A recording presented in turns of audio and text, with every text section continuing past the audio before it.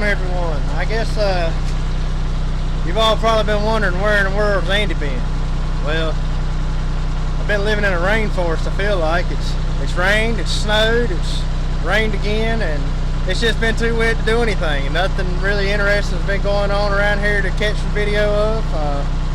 So today, sun's shining, snow's melted, and it's about half dry enough to be working some land here, so we're going to try and get our grass seed sown.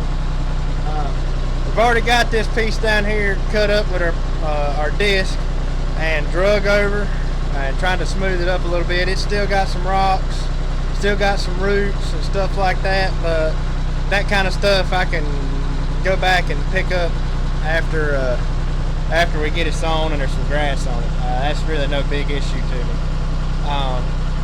Now also, I've actually picked up probably 5 or 6 bedfuls on my little Kubota, and it's just, there's a lot of rocks here. I could pick up for days and not have all the rocks picked up. But anyways, I'm hoping some of those get mashed down in the ground. I'm gonna run back over all of it with a cola packer, and I'm hoping it mashes it all in the ground. I know it's not gonna mash them all in the ground, but hopefully part of it. Anyways, we're gonna get started. I got the seed sower hooked up, got the grass seed laying right here, and we're mixing in some rye with all this. Not ryegrass, rye. And that'll kind of come up and get us established a little bit quicker. So hopefully it holds the land together a little better and faster. But anyways, it's not really the time of year to be sowing rye either. But it will come up and sprout and grow some, so that's all I'm really looking for. Rye is fairly cheap, so we're just going to throw some out there too to kind of give it a little bit of a cover crop. But let's get this seed sower loaded up here, and we're going to start slinging seed.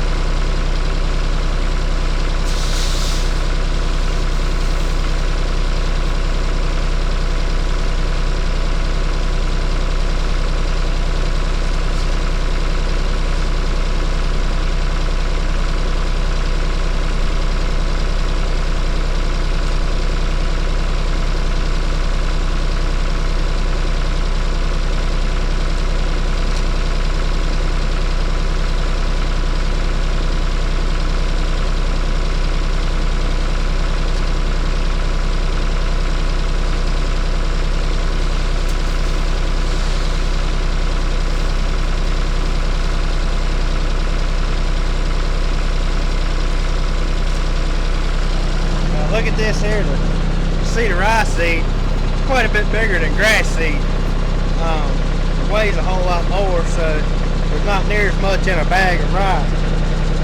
Like I said, rye is cheap. It's but about $14 for a bushel. And a bushel is roughly 60 pounds, somewhere like that. If you notice the way I was cutting these bags up, and usually you could take and cut one end and pull the string right out, but those wouldn't do that. So I cut them down through the middle, and I always like to save my bags, like if whatever grass seed or anything like that comes in, because we always reuse them here to put feed and stuff in. They make great feed sacks. So I'm gonna get started first with the bank right here. Try to get some seed on that, and then we'll sow the rest of it.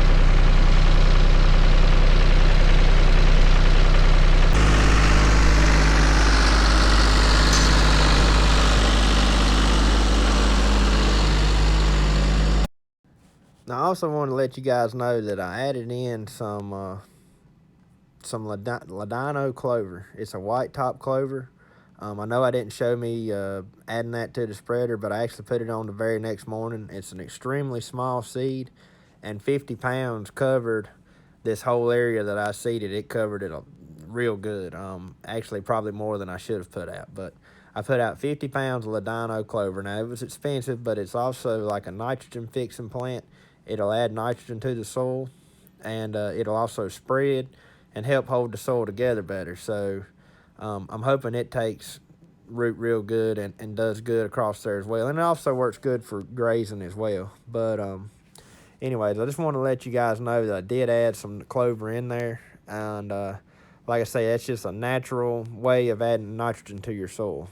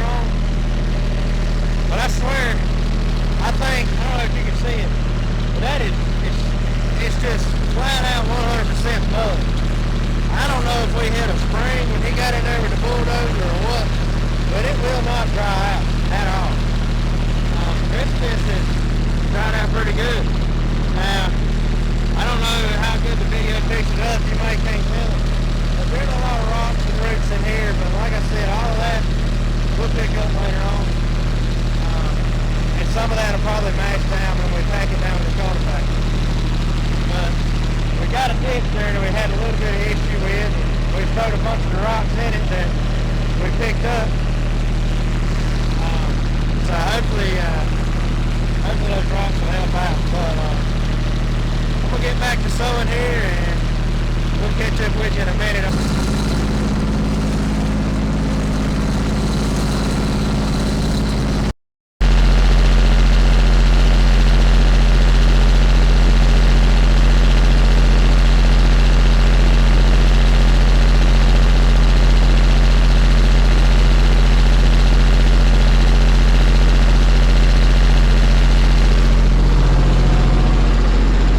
Right there you can see that grass seed's a whole lot smaller seed than that rye seed was. And like I said, my plan is to put about 50 pounds on this right here. Then I've got another 100 pounds that's going down on the little bigger area down here. But all total said and done, this probably ain't, I don't know, it might be 3 acres at the max. It may not even be that much.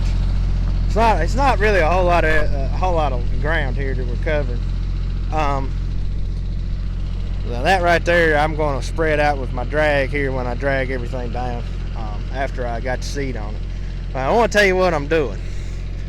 Now this right here, this little spot, I did not disc that up. All I done with that was run one of these chain harrow drags. I run it over this just enough to loosen the soil up, and then I'm gonna throw the seed on, and then we'll take that same chain drag and drag back over top of it. And that's mainly, typically I wouldn't do that, but that's mainly to kind of help prevent erosion where this is on a steep hill. I'm afraid if I worked it up too good, then it's gonna make the dirt too loose and it'll all come rushing down the hill, and I don't want that. So like I said, we kind of left that. It's still sort of hard, but the top, just the very top layer is busted up. Now all of this I run over with my disc behind the tractor, and I got it worked up pretty good. And typically that's what I would normally do on a field, is run it over it with the disc and work it up. And you know, that loosens, that busts up that ground so that so the root structure of your new plant you're planting, your grass, your rye, your wheat, whatever you might be planting, that busts up the ground so that the roots can go into the ground easily and make a, build a better root system. But anyways, we're gonna get this grass seed put out, and then we'll come back here in a few minutes and we'll color pack over top of all this, and I'll be about done, except I've got one roll of erosion matting that I'm going to put out right across the bottom side of this ditch, where it comes out of this pipe. And other than that, I'm done with this for today, because it's just simply too muddy right over in there to try to sow anything, and right up and down them road ditches down there is just way too muddy. I'm letting some of the grass seeds and rye seeds sling over into the road, but I'm not going to get over there and actually try to do any dirt work, because it's muddy. But let's get this seed thrown out, and we'll see if we can't get everything finished up today. We're trying to beat a rainstorm that's coming in tomorrow, and so it's a beautiful day today. It's like almost 60 degrees. So I'm trying to get it done.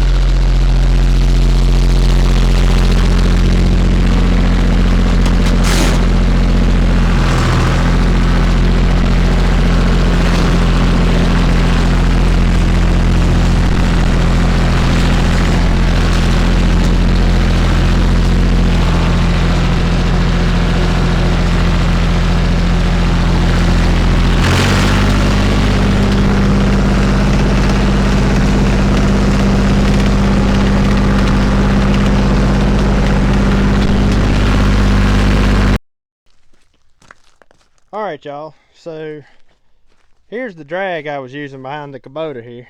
You can see it's nothing special to it. You can actually switch the direction on it though, and I don't know if you can see these teeth here. If you're pulling it from that direction, and all you have to do is unhook this bar from these hooks, which we're getting ready to do. But when I went to sew it, I pulled it in this direction to where these teeth stand straight up as they're being drug, and that puts a little more pressure on the teeth and allows them to tear the ground up better. See how that's, well, it's not really standing straight up, but they're standing up, whereas when you pull from the other direction, the teeth lay down, and so it doesn't tear the ground up near as much. You see there? And so that's the way I'm going to do it for the to recover the seed. I know I said I was going to run over with the color packer next, and I'm going to actually run over it after I do this. After I was riding the tractor, I was thinking about it. I'm like, well, we need to cover those seed up before we go to pack down the dirt on top. But we're going to unhook this thing and switch the direction around, and then we'll go down here and start dragging over all this.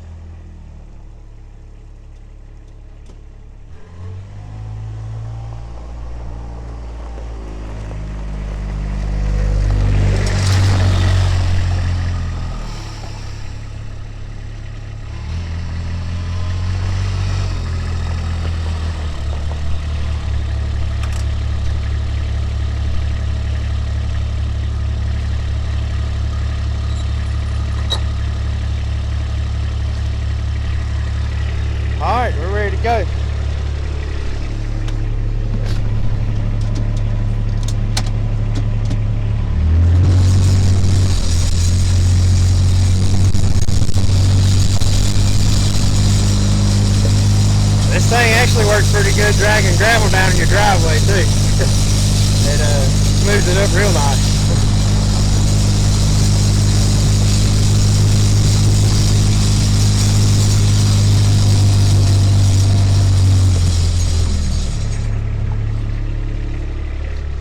So like I said, we're going to drag down all of this right here, and this is basically just to cover that seed up to give it a good contact with the soil, and that way hopefully it comes up and does what we want it to do.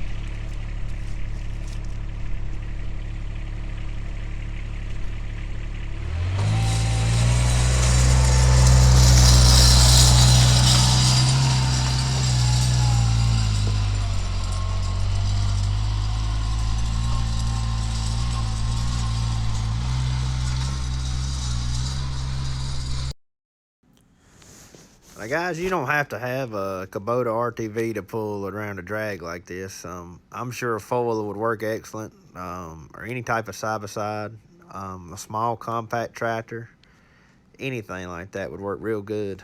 I was real impressed with how the Kubota done on it. Honestly, everything I do, I'm impressed with that Kubota. But that's a different video. But anyways, like I say, I just want to let you know, you can pull this drag with anything. Heck, if you had a good stout lawnmower, it'd probably pull it, as long as it was on some flat ground. But like I say, that drag works really good. I'm going to be using it to drag down some of our pastures to spread out all the manure and everything, and I think it's going to work excellent for that, and possibly even use it to tear up the ground just enough to do some reseeding. But I just want to let you know, like I say, you don't have to have a nice fancy Kubota like that to pull that drag. You can pull it with pretty much anything. I mean, a little Honda 4Trax 300 would work perfect pulling that drag, but it does a real good job.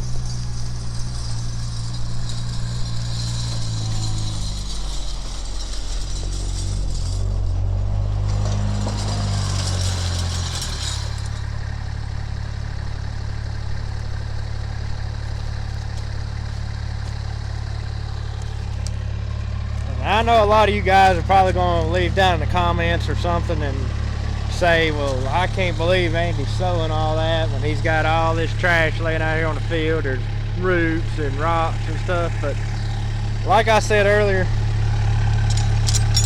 I'm trying to beat the rain. Right now is the perfect time to get this sowed, and I can always pick that stuff up later. The ground is fairly smooth. I mean, the ground is smoothed up really nice, but there is a lot of rocks and stuff still out there. And also, like I said, I can pick up rocks from now to the day I die, and I'm not going to pick up all the rocks around this place. But we're going to get this down here drugged down now.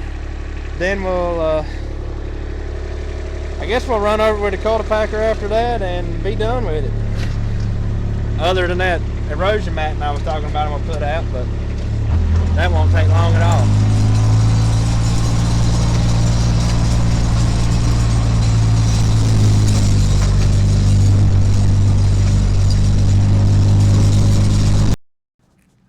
Down on this side, I did have a little bit of problem with the roots and stuff that was laying around. It would get mangled up in that drag, and you had to kind of stop every so often and clean it out and straighten the chain out. But that's one thing I do like about it. It sort of rolled over the roots instead of hooking to them and dragging them with you. But every once in a while, you'd grab a hold of that one particular root that would just mangle up in the drag. And once that happened, it'd catch all the other roots too. But like I said, I'm really impressed with this drag. It's worked out really good, and it's done a real good job.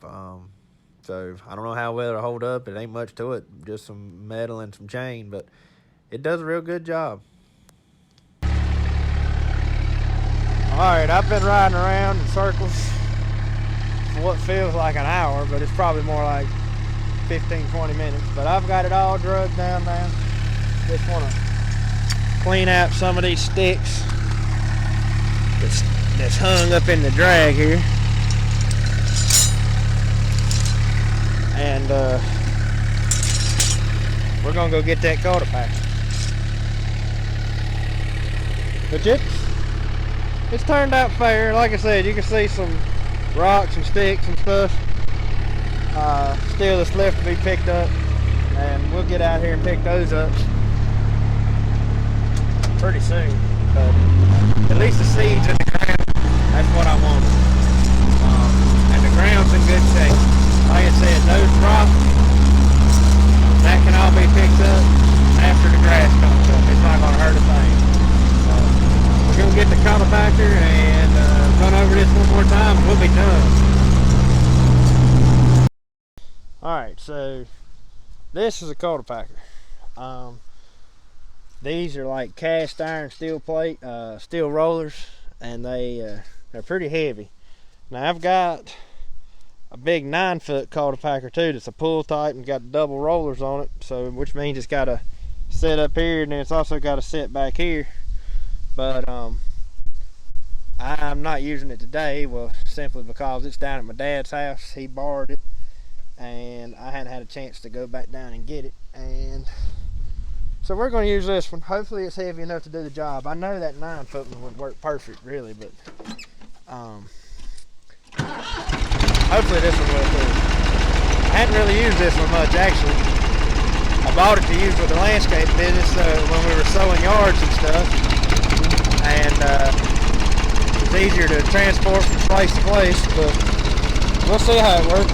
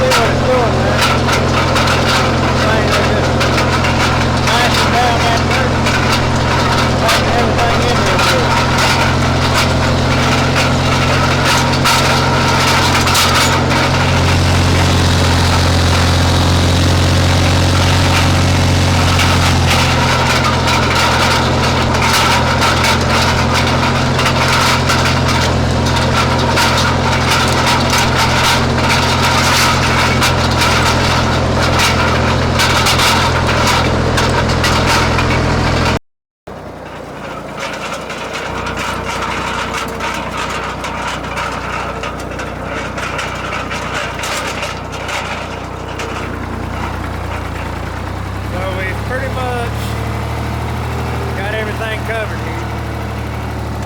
Now we're going to get this, we got one roll of erosion mat to put out, and we're going to get that took care of and we'll be done. I did not run the cultipacker over this part up here because, well, I know how hard that is and there's no use in running it over. It'd be kind of just a waste of time. But this back here was soft, so the cultipacker actually done its job and would pack down the soil like it should. But I'm gonna get this roll of erosion matting out of the barn and get started on rolling this out, and we'll be ready for the rain tomorrow. All right, so here is our roll of erosion matting, and all this is pretty much is straw mixed in with a little fiber nylon type material, and that'll just lay out across the bottom of this ditch pretty much to keep it from washing. They find you in there and get it started, and then use staples such as these to hold it in place.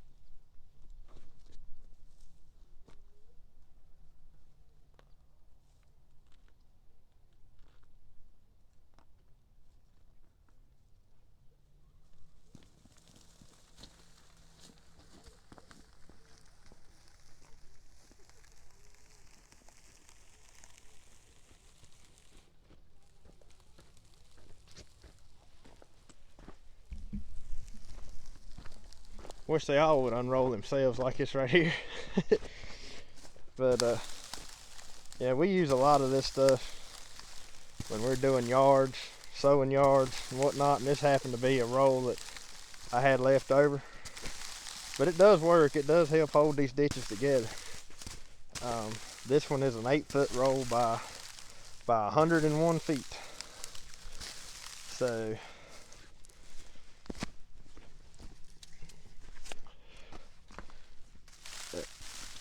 anyways, you can see right up through there, it's rolled out right through where that water normally runs. We're gonna get this thing staked in the ground and we're gonna be done for today. Well, not really done. We're actually gonna go take a little trip and look at some chicken coops I found on Craigslist. I've been intending on building a chicken coop here, and I hadn't had a chance, and it just so happened I found a chicken coop online somebody had, and they were getting out of the chicken business, I guess you'd say, and they're wanting to sell them, and they can sell it a whole lot cheaper than what I can make it for. So I'm gonna go up there and take a look at it and see what kind of shape it's in, and possibly coming home with 2 chicken coops. But anyways, thanks for watching. I hope you enjoyed. Don't forget to hit that like button, subscribe to the channel if you hadn't already, and we got a lot more things to come. Anyways, we'll talk to you later.